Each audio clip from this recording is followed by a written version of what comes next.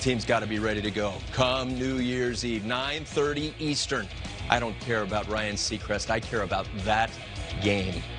This is a team in Sweden that last lost in this round when John F. Kennedy was president. 54 consecutive wins. Rupper, that's absurd. It is. It is absurd. And Team USA is going to have got to have their best effort. Their best effort, and I think that this is what's so big about this game, is they had a lot of things in lockdown in this game. And you can, 7 goals, and that's great. You score in the offense, but they were good. They didn't give up much, and their goaltender, the guy who they need to be their best player, is starting to feel it. So it's set up to be a big one, New Year's Eve. What about the fact that confidence plays such a huge role for any hockey player, but particularly this group? As you get ready to play Sweden, coming off of that Russia game, I think of Canada as a good example. As we look at the amount of talent that Sweden brings onto the ice, the number of draft picks, Canada went from scoring 16 to scoring 2 and then an empty netter. It's hard to deal with prosperity. This team, year after year, plenty of prosperity in this round. Who should we be watching in the game? The thing that jumps out to me the most is their D-core, and you can see 3 of them right in there, all drafted in the first round, in Broberg, Soderson, and Bjornfoot. Those are guys that can direct traffic. They could hold on to the puck. They can control a game with their legs. That's an advantage that Team Sweden has. They have that experience and that high skill level of the D-core, amongst other players too. They don't rely on one guy, one group, one line. They have a very spread out unit there with their entire team. So I think that's what makes them good. I'll tell you what, the Gunler that I've been seeing, though, he's been firing the puck, and he's got 3 goals in this tournament. So lots of weapons, but the thing with Team Sweden, and they play a simple game, They play together. They know their identity. Yes. They play hard. They're skilled. You don't want to let them get any special teams advantage.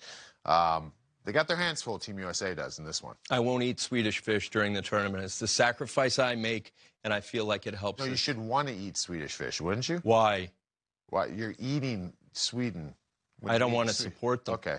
All right, got it. We'll discuss this after the show. But first, we need to look at John Morosi, www.twitter.com.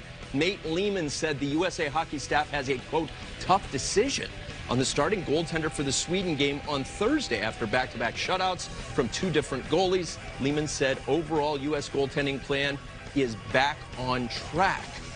Now, this is the first thing that John Morosi has said that didn't make me want to cry.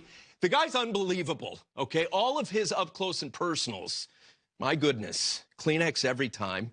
This is intriguing. What do you make of it? I think that's an acknowledgement that they've got both goaltenders where they want them. I think this is still Spencer Knight. You gotta go with, again, when you came into this tournament, you knew, and that was a huge advantage for this team, is that they had a goaltender coming back for his 3rd run at a World Juniors gold. And he has the experience, he's been through the ups and the downs, and that's an advantage that not many teams have in a very important position, a polarizing position. So I think you still got to go with Spencer Knight, but I think that's just more of like, hey, listen, we know that Wolf has been unbelievable too.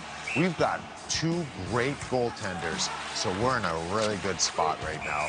And that's more what I take from the statement right there. But the statement that Spencer Knight made against the Czech Republic, I think, buys him another game here. Morosi said when he was going in-depth on Spencer Knight, he drew the parallel to Carey Price. They're both 6'3", and when they're playing their game, there's an elegance, there's a comfort, there's a never seeming overwhelmed. It looked like that kind of Spencer Knight performance in this game.